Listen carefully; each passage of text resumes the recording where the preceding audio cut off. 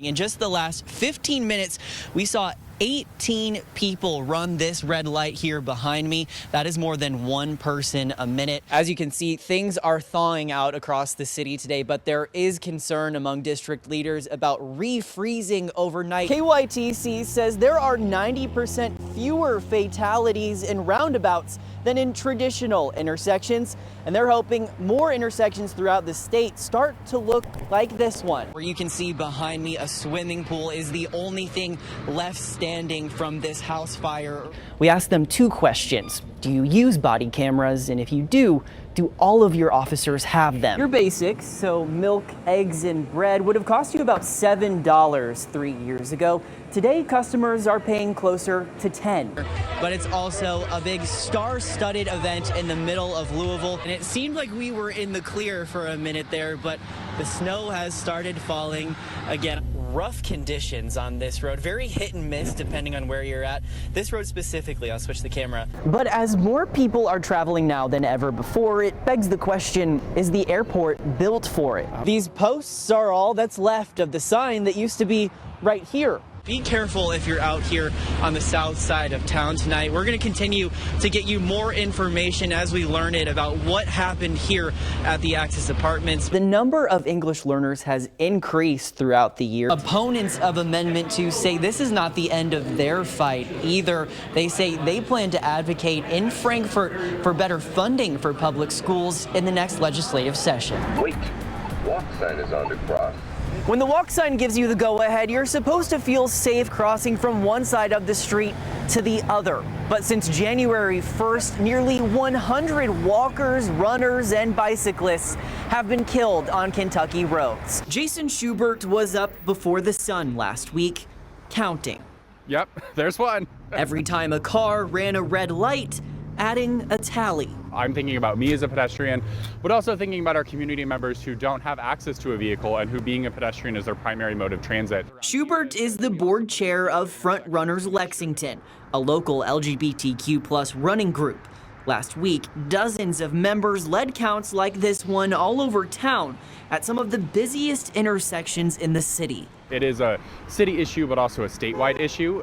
So we worked collaboratively with City Council on a few ideas, and this kind of came out organically. Last December, our LEX 18 crews met with Jason just days after Front Runners lost one of its own. Unfortunately, and it's very different when it happens to someone you know. It happens to someone you've run with and you've talked to and you have developed a relationship before. 33-year-old music teacher Mia Ibrahim was killed while jogging in a crosswalk on Nicholasville Road. Mia was in the crosswalk, they had the right-of-way. The driver ran the red light and killed them. And per state law, there's no consequences for that driver. Ibrahim's story leading to this push for change. Monday, Front Runners releasing the results of its survey, saying they're shocked but not surprised. Here's what the count found. Out of the 24 intersections surveyed, 3 saw an average of more than 100 red light runners per hour during morning commute times.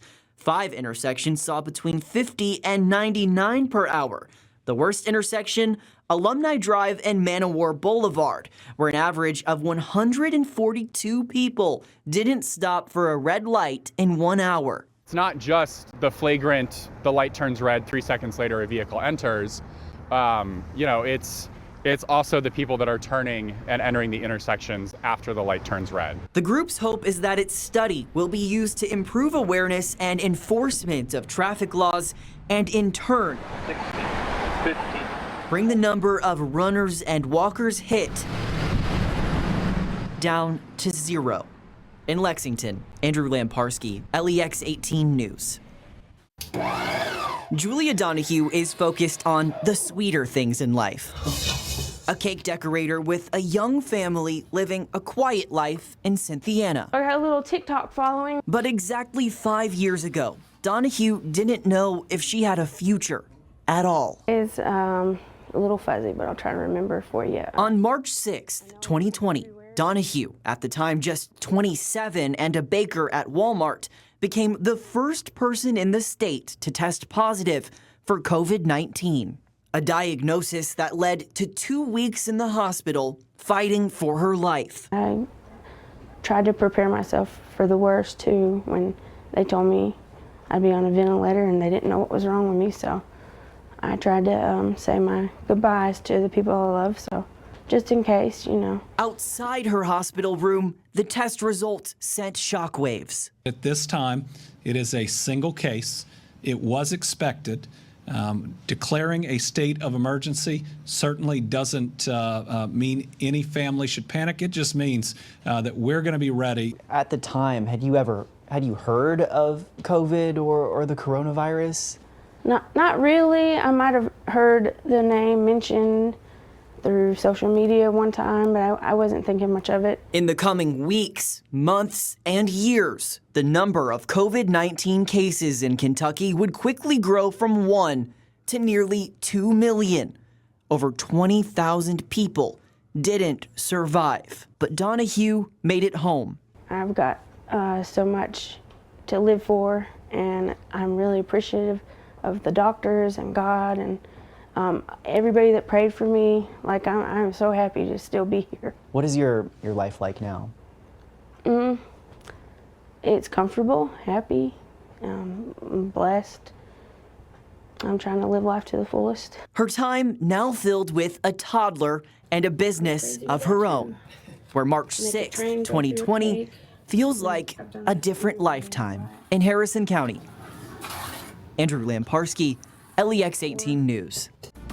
Pharmacies are a crucial part of healthcare in Kentucky, but unfortunately, sites like this one are becoming more common. This is an abandoned CVS in Frankfort, and it's not the only pharmacy that's had to shut its doors in the last few years. At Woodford Family Pharmacy, Paul Mann counts pills, while customers count on him. We try to be a part of the community. We try to be people's friend. But to run a pharmacy, you need a profit. You can't stay in business very long if you're losing money. Drugstores across the country, big and small, are struggling. This map from the University of Pittsburgh shows one by one just how many have closed in the past decade. When communities lose pharmacies, it's tough on the consumer. It's tough on the patient. Woodford Family is one of the independent pharmacies still standing. The Kentucky Pharmacists Association says more than 80 of them have had to shut their doors in just 2 years. Yeah, I mean, and this is a rural and an urban problem. You know, we're seeing the price of medications go up, and that affects inventory costs for pharmacies, and then on the reimbursement side, what pharmacies are getting paid. A report released Tuesday by the Federal Trade Commission shows one of the causes could be pharmacy benefit managers, or PBMs. They're the middleman between your health insurance and your pharmacist and influence the price of drugs. Mann says they're pushing costs up and pushing pharmacies out. You can't stay in business very long if you do that. But they keep squeezing those margins tighter and tighter and tighter, all the while they are showing record profits on a yearly basis in the billions of dollars. That could be detrimental. The FTC reports more than 30% of people are now rationing or skipping doses of medicine as costs go up, and their pharmacies are disappearing. It creates chaos for the patient. It's a dire situation. So what can change? In January, SB 188 will go into effect in Kentucky. It sets a minimum amount PBMs will need to reimburse pharmacies. For Mann, holding insurance companies accountable is about more than just business. This is healthcare. This is people's lives we're dealing with. It may not solve the problem for pharmacies and patients, but it's a step they're counting on. In Woodford County, Andrew Lamparski, Evening Edition.